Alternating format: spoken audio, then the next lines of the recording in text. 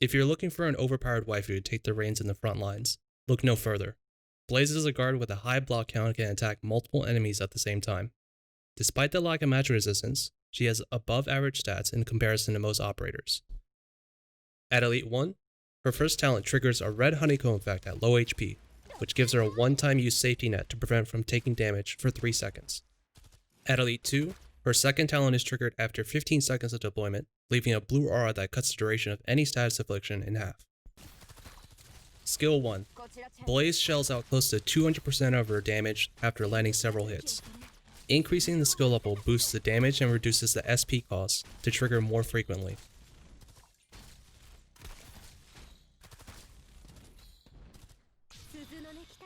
Skill 2.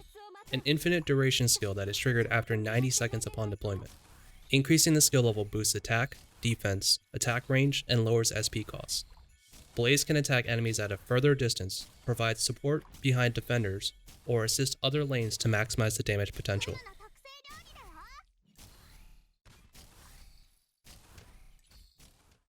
Skill 3. A damage over time skill with a burst damage finisher on a 3x3 tile radius. Increasing the skill level boosts the attack, defense, and reduces the SP cost. The damage over time is useful against a small wave of enemies while maintaining additional defense to keep Blaze from burning out. The HP loss at the end is concerned if she's against a powerful foe or has little support. The best part about Blaze is her consistent and reliable damage. You can maximize the survivability and damage for Blaze by boosting her stats or debuffing foes. Prominix to debuff the enemies with their demonic bell, or Swire to commandeer the front lines.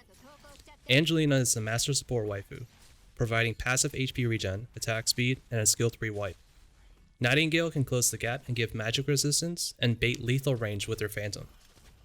If you primarily use skill 1, you can take advantage of Chen or Tolopsis being on the field to have Blaze's skill prep when idle. If you can position Liskarm or Warframe to be within range, you can also stack SP charge more frequently up to the point where almost every other hit is an explosive blow.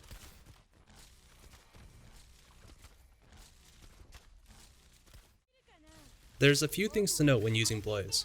Her high DP cost doesn't make it easier to drop her. Newer content is generally more difficult where she might end up being the 3rd or 5th unit on the field until it's safe to do so.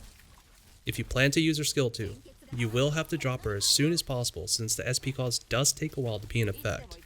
Skill 3 isn't used that often due to its difficult timing and lack of consistency.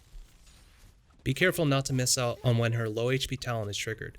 There isn't any indicator for when it has or hasn't been used. She can take the defender's spot, but it's still a double-edged sword to block many enemies, especially if any one of them is a powerful foe. You're trading less defense for more attack, so be wary of any choke position that calls for a more offensive or defensive play.